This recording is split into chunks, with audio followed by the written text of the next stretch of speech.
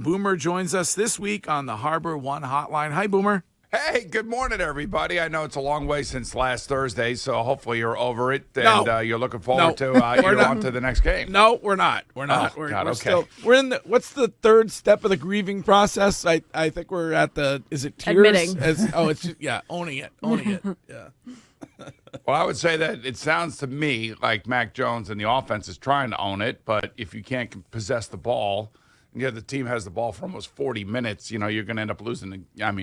That game was about as flat as I've seen the Patriots in a long time. Yeah, we talked a lot about it on Friday. You got Mac Jones yelling at Matt Patricia on the sideline. You got Kendrick Bourne afterwards commenting on the play calling essentially and the lack of performance by the O-line.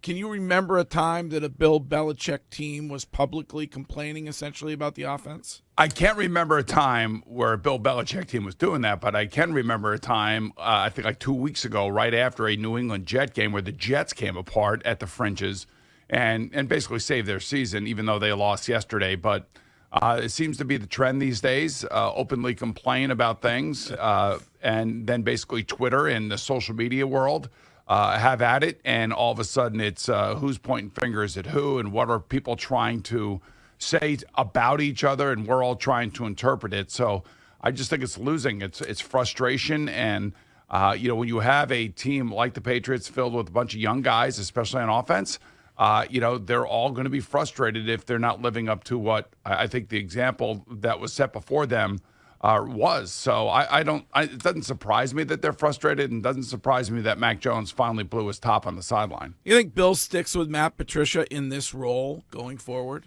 I think he will going forward the rest of this year. Now, whether they do something in the offseason, whether there's a change at quarterback in the offseason, I don't know. They're not going to do anything in season. So they're going to have to ride it out. I think they have 5 games left. Somehow, if they can get the 10 wins, which I think is going to be very, very difficult for them, that would be the number I think that makes it to the playoffs. But like they would tell you, and I would say there's still a lot of football to be played, but that performance against Buffalo left a lot to be desired. Now, Boomer, we obviously believe there is a lot of football. I think we're kind of in this position right now. Chances of making the playoffs for the Patriots, there's still hope. So that's kind of the thing that we look at. But what do they need to do? Clearly going to stick with Matt Patricia and Mac Jones. What do they need to do to make a legitimate run at making the playoffs? That game that they played Minnesota was, I think, the offense that everybody thinks that they're capable of. And then that blown call when it came to the Hunter Henry touchdown, I think kind of flipped their season.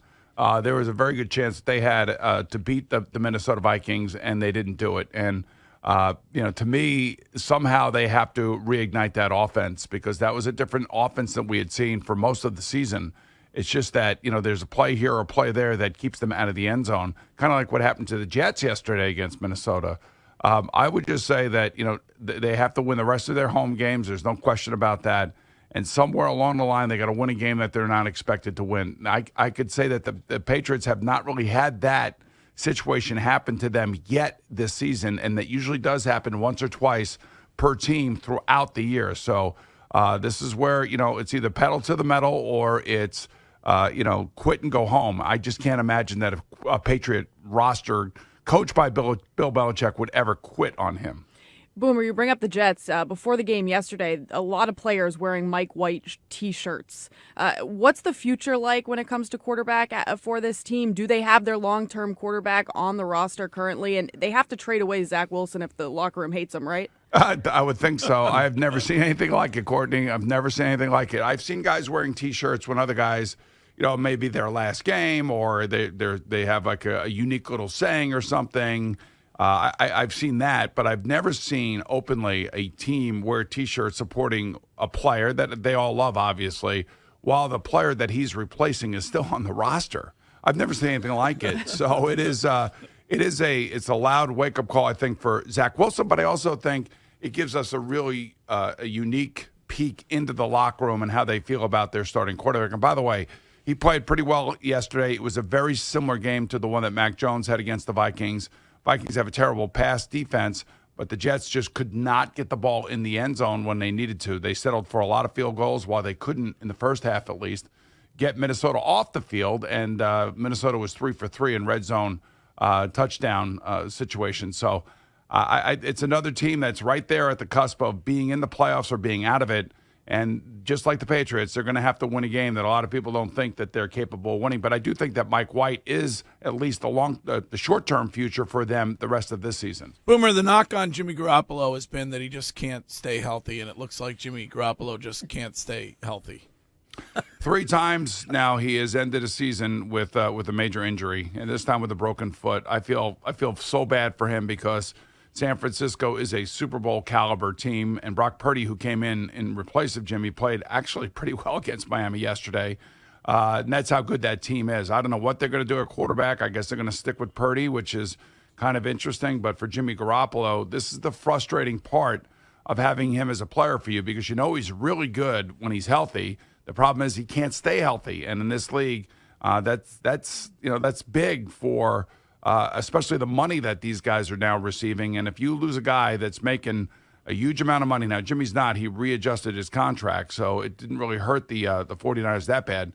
But ultimately for him and his future, that is a big question mark for anybody who goes to sign him next year. Speaking of Miami, does the way Tua played yesterday mean that Tom Brady has his landing spot that he wanted next season? I think it's one game, and I think it's the best defense in football. Man, God almighty, I can't believe you're even saying that. I thought you guys were going to start up with the Tom Brady back to New England and Bill Belichick next year for one more time. Run it back one more time. We talked about that a little bit last week. Oh, you did? Okay. I mean, one game. Tua has one bad game. He was undefeated in every game he's played this year where he started and finished the game. And this is the one game that he gets beat. And I figured this would be a good test to see where they would be in terms of playing a top 5 defense. And I think we found out. But I think they're still going to be really difficult to beat at home. But I'm sure that was a little bit of a wake-up call in Miami for sure. Yeah, you can't lose to a third-string quarterback if you're the Miami Dolphins. Now, your team, the Patriots obviously going to see them in a couple of weeks. Are the Cincinnati Bengals, are they starting to turn the corner a little bit? Is this a game that the Patriots, can they luck up and win this game, or is this team starting to look like they're getting back to what we saw them be last year? Joe Burrow, the last 4 weeks has been amazing. Since they got their asses kicked in Cleveland, Cleveland kicked their ass, and that was without Deshaun Watson. But since that time, they have basically been unstoppable, and Joe has played some of the best football. He played great football last year, but I got to tell you, the last 2 games against Tennessee and then, of course, yesterday against Kansas City, he was about as good as I've seen him be since he got into a Cincinnati Bengal uniform, and that's saying a lot because he had a lot of great games last year. Just these are big boy games, and he's making big boy throws. And, Zach Taylor's putting him in a spot where very few coaches are willing to put their quarterback or want to protect their quarterback from having to make a throw when the game is on the line. That's not Zach Taylor, and that's not Joe Burrow. So this is one of those teams when the Patriots get to play them is like nobody's going to think the Patriots can win. So that would be one of the games that I would say if you can win that one, then maybe you are going to make the playoffs. But I got to tell you, Cincinnati has found its groove the last 4 weeks now. They had scored 79 points in the previous 2 games prior to Tennessee's game matchup last week.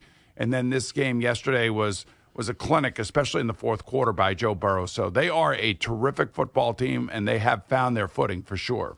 I know it's not season ending, but Lamar Jackson's injury yesterday, is that going to affect him when it comes to his contract negotiations and pay Lamar and all of that? If he misses significant time, is that going to play into all of this? I actually think it works out for Baltimore. I know Baltimore does not want to give him what he wants. And, he wants a Deshaun Watson type contract.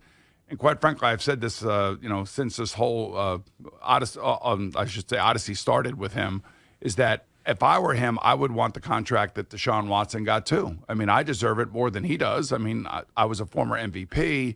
I'm the face of my franchise. I, by all accounts, have been a great guy off the field. People love me in Baltimore. I can understand where his argument is coming from. And then, when Russell Wilson and Kyler Murray signed their contracts, and he looks at those contracts going, those are bad contracts, then I know you're going to have a major impasse.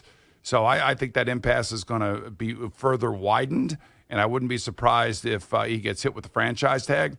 but they're not going to give him the money that he wants. I can tell you that, Courtney. Can we talk about how the Colts fired your buddy and then have gone on to lose three in a row, and won in significant fashion yesterday? Oh, God, man. I mean, they gave up 33 points in the fourth quarter last night. I mean, look, and I don't think Frank takes any great joy out of this because he has a lot of great relationships still in Indianapolis. But it goes to show just how difficult it is. I'm out for anybody. It doesn't matter whether you're a TV guy or a radio guy. You come out of the booth or out of the TV set and go onto the football field and become a head coach. It's going to be really, really difficult. I mean, these guys, this is their life. This is their passion. And if you don't experience it the way that most coaches do, I think you're going to fail initially. And I think that's where Jeff Saturday finds himself. He's got an impossible job to do. And I think that it also goes to show the impatience of an owner and how ridiculous they can be at times and how hard they can be at times on their coaches and unrealistic for that matter. So I'm not surprised that they lost. I was a little surprised that they gave up 33 points. And, Matt Ryan throwing interceptions, that's what happens. The question of the week for Boomer Esiason is brought to you by McFarland Energy, the always reliable HVAC and home oil delivery pros at McFarlandEnergy.com. Why are there still ties in the NFL at this point, Boomer? Why? Yeah, I know. It's hard to believe, isn't it? I mean, I guess we could have a kickoff or something, right, with the field goal kickers, just keep moving them back. But you know what? If you were the Giants and the Washington Commanders yesterday, if you're the Commanders, you probably feel like you did win something. And if you're the Giants, you felt like you lost something. But for the Giants, a tie is not a bad thing. But I hate the fact that there are ties. But I also know that risking injury by playing even longer would be idiotic. Because, what we want to do is keep our players as healthy as we possibly can so each of these teams that make the playoffs have a healthy roster when they get there. All right. Well, always a pleasure. Have you, by the way, the Christmas gifts have not arrived yet. Are they on the way? Or did the whole cutting board debacle last year? I need some headphones if you're looking to redeem yourself. All right, Greg, let me just say something.